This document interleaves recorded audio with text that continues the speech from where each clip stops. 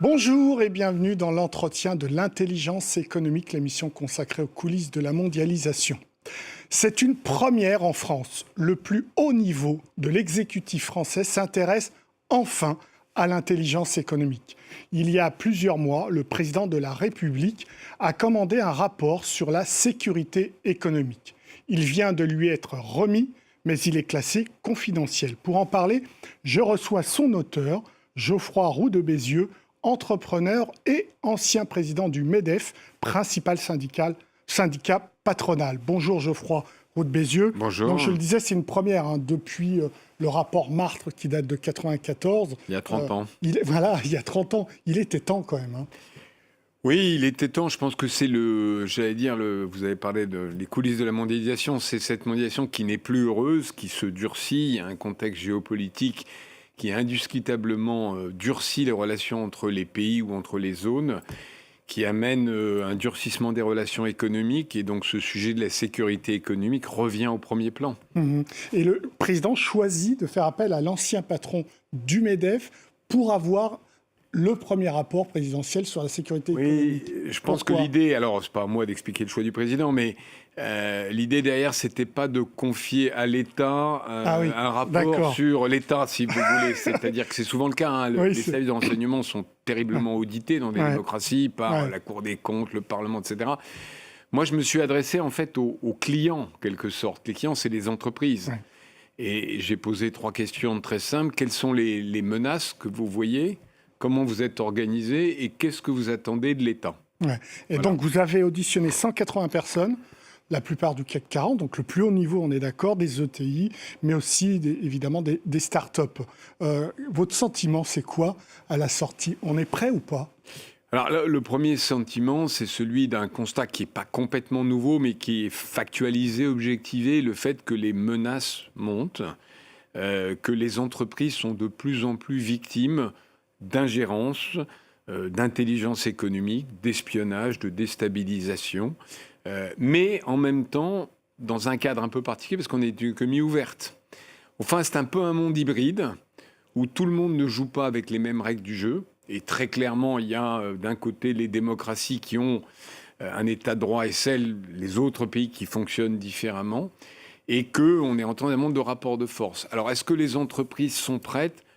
Elles se sont renforcées, mais comme la menace monte, forcément, c'est un peu l'épée et le bouclier. C'est-à-dire qu'elles doivent se renforcer. Donc oui, il y a des fuites de données, oui, il y a des secrets qui passent, et les recommandations que je fais, c'est aussi de renforcer le niveau de protection des entreprises. Alors, vous m'avez donné la chance de pouvoir lire une synthèse du rapport qui est classée dans des conditions très particulières à l'Élysée, de sécurité très propre. Donc, j'ai lu cette synthèse. Et dès la synthèse, vous dites quand même qu'on est en retard, très clairement. Oui, on est en retard. Je ne suis pas dans un système de comparaison, c'est-à-dire que j'ai pas accès aux mêmes documents aux États-Unis, en Allemagne, en Chine, évidemment. Mais très clairement, il y a des vulnérabilités de tout ordre, de toute taille. En gros, plus une entreprise est dans le monde de la défense, dans le monde régalien, plus elle est préparée. Mais c'est aussi beaucoup une affaire de sensibilité personnelle des équipes dirigeantes. Et puis, il y a un élément très clair, c'est qu'aujourd'hui, tout est numérisé. S'il y a 30 ans, pour obtenir le plan d'un avion ou d'une aile d'avion, il fallait, jouer au 1617, aujourd'hui, c'est par le numérique que ça passe. Voilà, il faut avoir...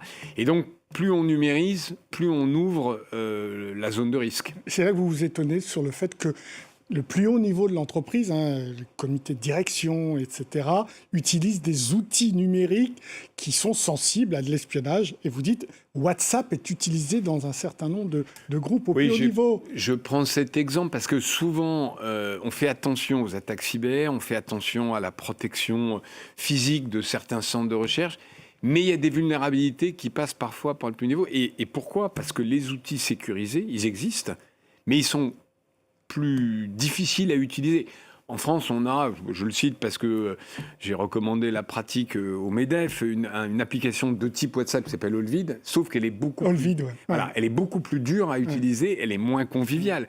Et plus les outils sont faciles, plus ils sont utilisés. Oui, mais on a des entreprises comme WooDrive qui se plaignent de ne pas avoir de commandes, non pas de subventions, on est d'accord, de commandes de l'État qui les fera justement upgrader. Tout à fait. Dans le rapport, une des recommandations, c'est que l'État donne l'exemple. Oui. C'est le cas parfois, mais ça n'est pas toujours le cas. À la fois dans ses commandes, dans l'utilisation de prestataires, etc., parce qu'effectivement, ça passe par là. Mais de toute façon, il y a une chose simple, c'est que un service de renseignement qui veut obtenir une information qui est numérisée, il y mettra le temps et les moyens, mais il l'obtiendra.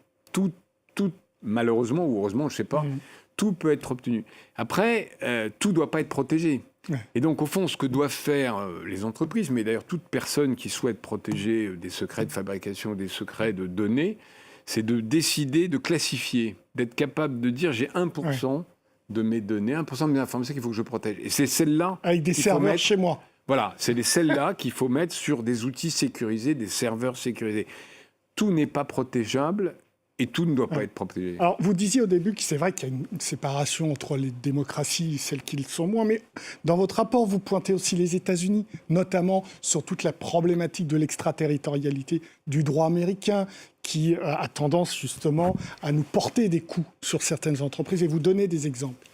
Le sujet est assez connu depuis l'affaire Alstom. Il y a effectivement un certain nombre de pays, dont les États-Unis, mais pas que eux, qui utilisent des moyens légaux, mais d'une manière un peu exorbitante, et notamment ce qu'on appelle en anglais le lawfare, c'est-à-dire l'utilisation du droit pour imposer parfois soit des sanctions, soit des demandes d'informations qui dépassent le cadre normal.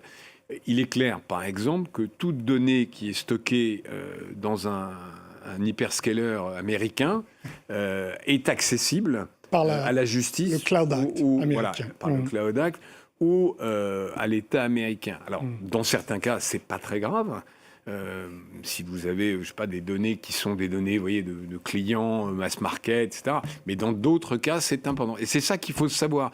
Au fond, mon rapport, il est une espèce de sonnette d'alarme, de réveil aux entreprises. Alors, encore une fois, on parle de milliers d'entreprises. Il y en a qui sont déjà assez conscientes, d'autres qui le sont moins.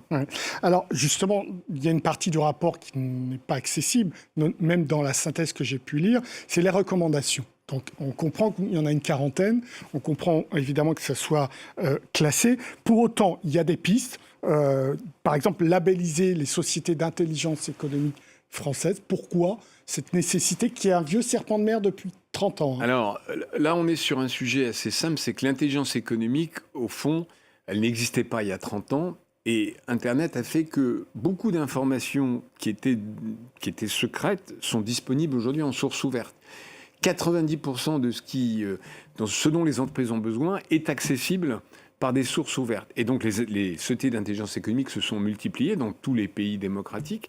Par contre, évidemment, il y a toutes sortes d'officines, il y a toutes sortes d'entreprises. De pratiques et de méthodes. Toutes sortes de pratiques. Et il paraît important, surtout dans un État démocratique, qu'on essaye de configurer ce monde peut-être par une auto-certification, donc ça fait partie des recommandations. Autre recommandation, ou de piste de recommandation, plus de liens entre notamment ces entreprises d'IE, d'intelligence économique, l'État, mais aussi avec les entreprises. Pas de lieu où se parler ? Peu. Ça fait partie, sans entrer dans les détails de recommandations, le monde anglo-saxon, là aussi j'essaye de comparer avec des démocraties, le monde anglo-saxon est plus familier. Ça, si vous regardez tous les anciens patrons de services de renseignement américains ou anglais, quand ils finissent leur carrière, ils font une deuxième carrière dans l'entreprise.